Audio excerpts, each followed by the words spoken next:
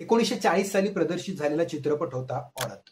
त्यानंतर 17 वर्षांनी पुन्हा त्याच चित्रपटाची पुनर्निर्मिती करण्याचा घाट घातला गेला. 1940च्या औरत या चित्रपटाची कथा भारतातल्या खेड्यामध्ये असलेल्या परिस्थितीचीच नाही, तर ॲडमच्या काळापासून कोणताही बदल न झालेल्या भारतीय स्त्रीची होती आणि त्यासोबतच खेड्यातील लोकांच्या जळजळीत समस्या त्यात दाखवल्या होत्या.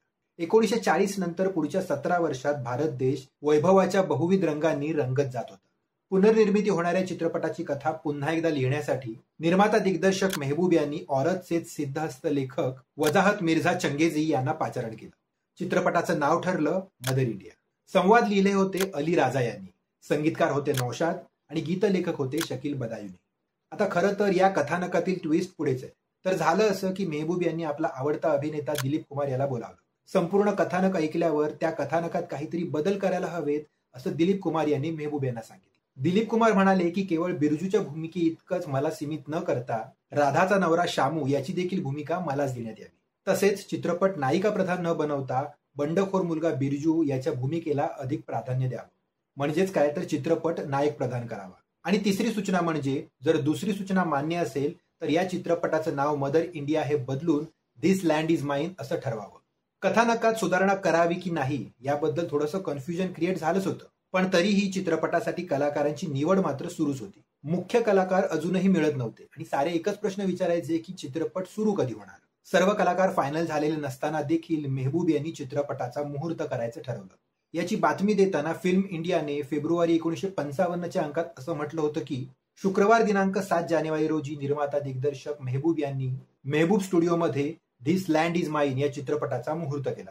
मुहूर्ताचा शॉट 3 वर्षाच्या मुलांवर घेतला गेला आणि त्या मुलाने आपलं काम अगदी जोमाने केलं. या चित्रपटाचं सुरुवातीचं नाव मदर इंडिया असं ठेवण्यात आलं होतं, पण त्यानंतर अचानक या चित्रपटाचं नाव धिस लँड इज माइन असं का ठेवण्यात आलं हे नाट्यमयच आहे. मेहबूब अजूनही नायिकेचं काम करणाऱ्या मुलीच्या शोधात असून ती मुलगी दिलीप कुमारची आई दिसेल अशी असावी, कारण आतापर्यंत केलेल्या भूमिकांपेक्षा वेगळी भूमिका दिलीप कुमार करणार आहे. खूप विचारांती मेहबूब यांनी चित्रपटाची कथा ही नायिका प्रधानच ठेवायचा निर्णय घेतला. याच काळात राज कपूर आणि नर्गिस यांचे संबंध दुरावले आहेत अशी बातमी मेहबूब यांच्या कानावर आली होती. त्यांनी नर्गिसला स्टुडिओमध्ये बोलावून घेतलं. चित्रपटाची मूळ कथा आणि दिलीप कुमारच्या सूचनांवरून तयार करण्यात आलेली नवी कथा या दोन्ही कथा नर्गिसला ऐकवण्यात आल्या.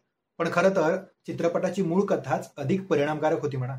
पण जेव्हा नायकाच्या भूमिकेसाठी मेहबूब यांनी दिलीप कुमारचे नाव घेताच नर्गिस म्हणाली, ज्या व्यक्तीबरोबर रोमॅन्टिक भूमिका मी केल्या आहेत त्याच्या आईची भूमिका मी करायची, भलतच आहे. आणि जर दिलीप कुमार बिरजूची भूमिका करणार असेल ना तर राधाची भूमिका मी करणारच नाही. शेवटी मेहबूब हे चित्रपटाचे सर्वेसर्वा असूनही त्यांच्या मनाविरुद्ध दिलीप कुमारला या चित्रपटातून बाजूला करण्यात आलं आणि नायकाचं काम नव्याने सुनील दत्त यांना देण्यात आलं आणि त्यासोबतच चित्रपटाचं मूळ नाव मदर इंडिया आहे तसंच ठेवण्यात आलं.